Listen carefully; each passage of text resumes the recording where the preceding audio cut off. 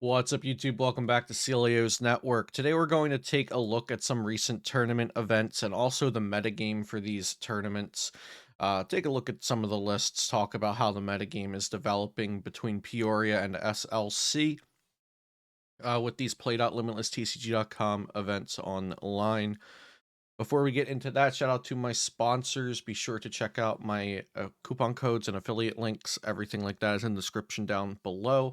And also subscribe to this channel for daily Pokemon TCG content.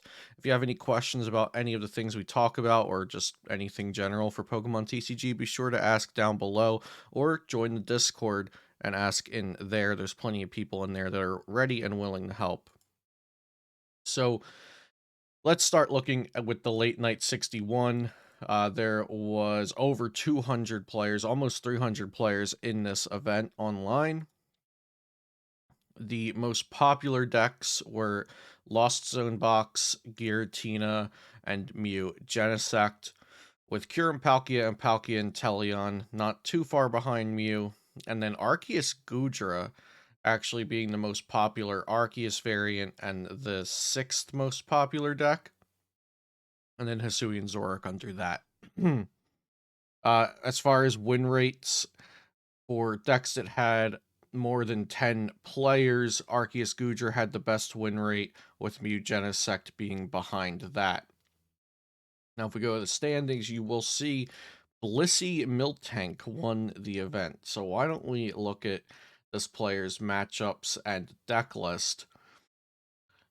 So they played against 1, 2, 3, 4 Palkia and Teleons, and they had a record of 3 wins and 1 losses for that matchup. They played against 1, 2, 3, 4, 5, 6 Giratinas, and they had a record of 3 wins, 2 losses, and 1 tie. They played against 1, 2 Mews, and they beat both of them. They played against 1 Hisuian Zorak. I don't think Zorak has an out to Miltank. They played against 1 Regigigas and beat that. They played against 2 Kyurems and beat those. And then they played against Arceus Gudra in the finals, and Arceus Gudra doesn't have an out to Miltank, and they beat that. So it looks like Giratina is the shaky matchup for them, which makes sense. They have single prize attackers, they have Sableye, they have Cramorant. They also have Giratina that can knock out the Blissey in 1 hit, so I think that makes sense that Giratina would be a shakier matchup. And then looking at the list, really basic on the Pokemon lineup, playing just Blissey, Miltank, and Radiant Greninja. No Eviltals for the Mew matchup. I guess you don't need it anymore against the double turbo variant. You could just beat them with Path to the Peak and a Cape to Miltank and Hyper Potion when they hit with Max Miracle for not enough damage unless they're using power tablets every single time. So, yeah, the really basic Pokemon lineup. They're also utilizing Colress's experiment to get through the deck. Now, I'm not in love with that because it sends cards to the lost zone, and you want cards going to the discard pile. Specifically, you want your energies going to the discard pile so that you can accelerate them to Blissey. So I don't know how I feel about the Colress's experiment right off the bat, but it seems that like it worked for this player in this event. Next, we had Mathliu with Arceus Gudra in 2nd place. They went on a tear in Phase 1, beating... Let's see. So they played against an Ice Rider, and they beat that. They played against 2 Kyurem Palkias, and they beat both of those. They played against 1, 2, 3, 4, 5, 6, 7, 8 Mews. And they were playing Drapion, luckily. They played against 8 Mew VMAX decks, and they... Let's see how many wins they got. 1, 2... 3, 4, 5. So they went 5 wins, 2 losses, 1 tie. against Mew VMAX. I'd say that's pretty good with the Drapion. I'd say Drapion is doing its job if you went 5-2-1 versus Mew VMAX. They played against one Reggie and beat it. They played against one Lost Box and beat it. One Dialga, one Tina, beat those. A mirror match, they won. And then Mew took up half of their games. So there's not a huge lot of matchup diversity for this player in particular. And then they lost to Blissey Milk in the end. And so they were using, like I said, the Drapion, not using a specific Kyurem counter, but they did beat two Kyurems, which is actually pretty interesting to me that they beat those without a metal attacker. Okay, so next we have two Mews. Mews were very popular. Let's see, we've got we got the Roxanne Path to the Peak Marnie build with all DTEs. Yeah, so these are nothing special. These are nothing new. You guys can take a look at those yourself on play.limitlesstcg.com. Here we have a Kyurem Palkia playing one of Ice Cube with Block Face 70. Prevent all damage done to this Pokemon by attacks from your opponent's basic Pokemon. They also have the Cheryl and the Luminion in here. Seems fine. I don't know about the Ice Cube. I guess it helps against, like, Regigigas, and it's going to help against Cramorant. It's going to help against things that the Empoleon was probably doing a little bit of work against. Oh, it's also going to beat Blissey Miltank for you, so that's also good. Let's see. Oh, no, it's not. They lost to Blissey Miltank in top 8. So, never mind. Thought it would do that, but apparently not. Okay, moving on. Giratina. Let's see. We got a 3-3 Giratina being super thick on the Giratina line. I've talked about Giratina a lot on the channel. I don't think that this is the way to build it. Let's see. Okay, and this is really spread out, but a little bit better. Oh, no Thornton, but 2-2 Tina. So I think that John Ang, if you take John Ang's list from Peoria and Michael Pramawat's list from Peoria, I think they both did a lot of things right, but I don't think either of them got it perfect. I think if either of them had it perfect, they would have won the event with Tina, because I think it has that much potential. My issue with Pram's list is it doesn't have hand disruption. My issue with John's list is it doesn't have Thornton. Um, So, yeah, I think somewhere in between both of their lists is the correct one.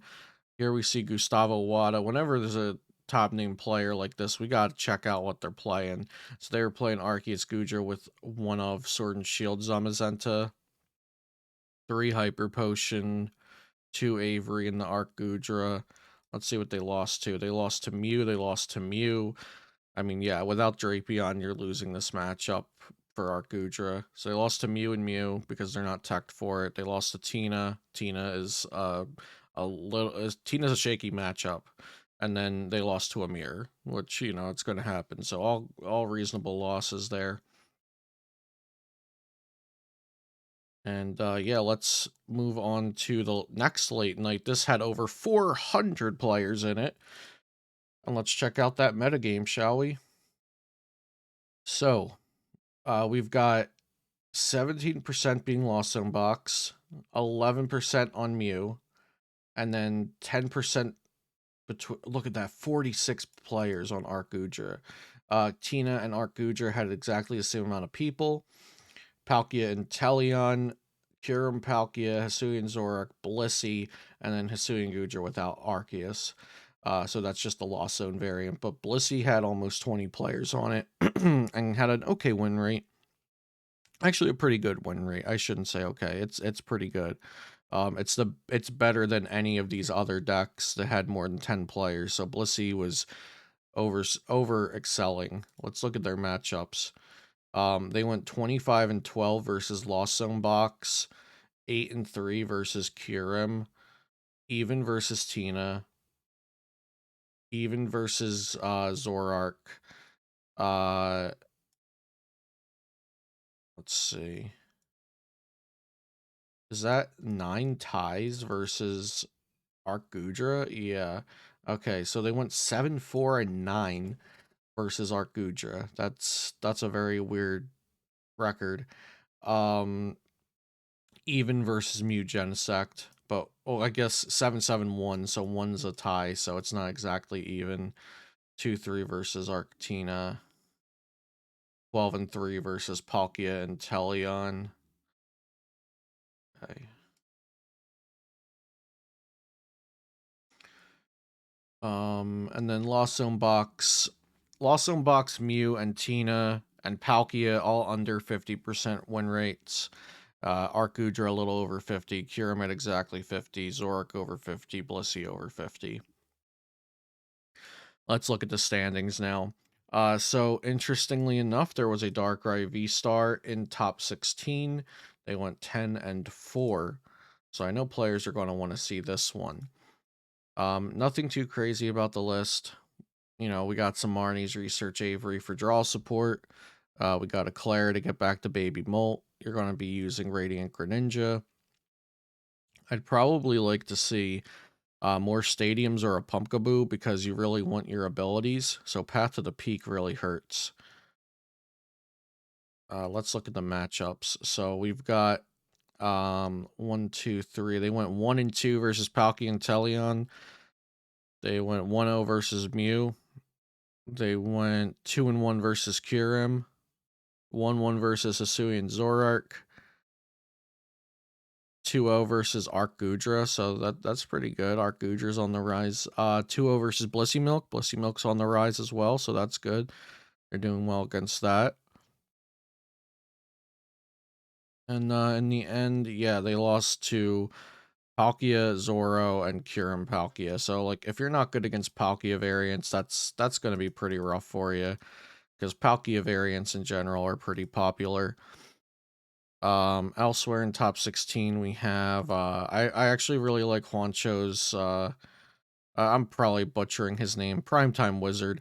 Sorry, I can't say your first name, but Primetime Wizard's deck list for Arcudra I really like with the 1/1 Aegislash, because Aegislash counters Miltank, Aegislash VMAX counter Kyurem, Drapion counter Mew, Gudra counter everything else. So I really like this.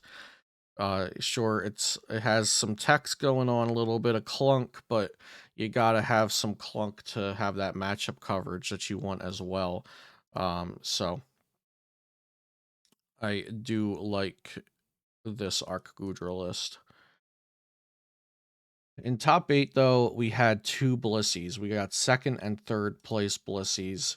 This one keeping it simple with the Blissey Milk Ninja and a 12-3-2 record.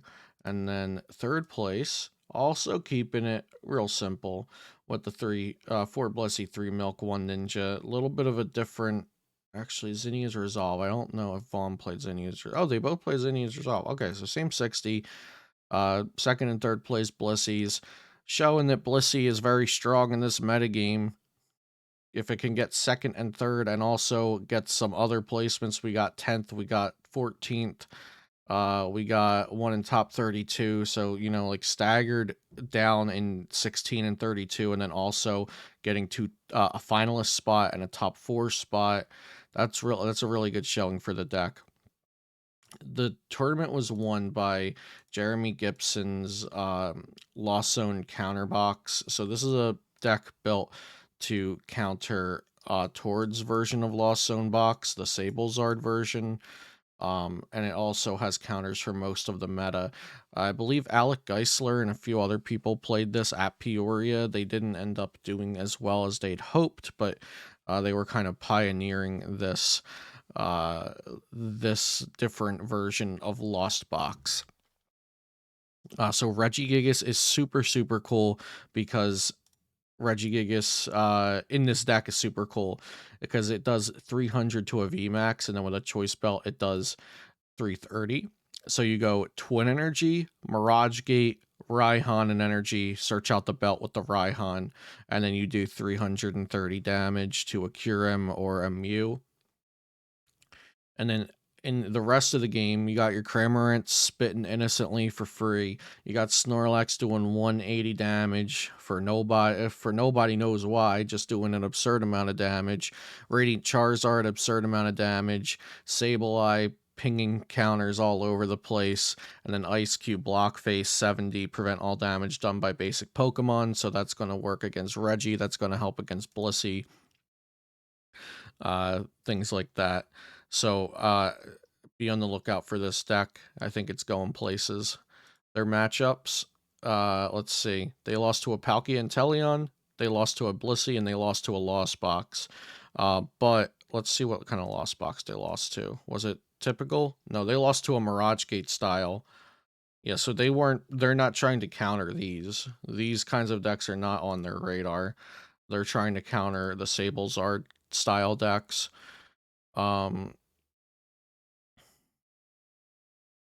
Looks like they played against pretty much everything but Kyurem, Palkia, and Mew.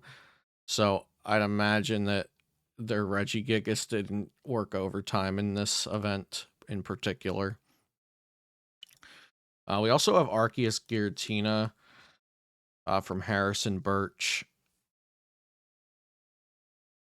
So this is just the newest take on Arceus Bibarel. You've got 4 Marnie, you've got 4 Path, you've got Arceus, you've got Bibarel. These are cards that we know win tournaments. We've seen it several times in the past, like 6 months. These are all key ingredients to success. Giratina swings for 280 with Choice Belt 310. You could throw a Radiant Holucha into this deck to bring it up to 340 so that you can OHKO UV Maxes and OHKO Kyurems. Let's see what Harrison ended up losing to. So lost to Palkia and Teleon, a Blissey, and Zoroark. So Blissey, you're gonna lose. Oh, no, actually, he has Shred for that deck, but to get through the mill tanks. But the Blisseys are probably hard. Palkia and Teleon, I'm not entirely sure what that matchup should look like for this deck, but he went 2-1 versus it. So he went favored on the night versus Palkia and Teleon. He did beat 2 Hisuian Zoroarks previously, but then lost to the final one. Yeah, looking either exactly or very similar to the top 8 list from Peoria. And then we got Tate Whitesell just playing towards net deck. Okay, yeah, so I'd say this week, the meta developments, we've got Blissey on the rise.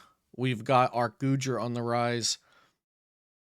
And we've got new versions of Lost Box that are trying to counter the old version of Lost Box on the rise. Those are the 3 big winners of the meta right now that I see moving on up, but things can change very quickly before SLC, so I wouldn't be surprised if those are old news and we've got new things moving up in another week when SLC is on the horizon. So thank you guys for watching. Have a great day, and I'll see you next time here on Celio's Network.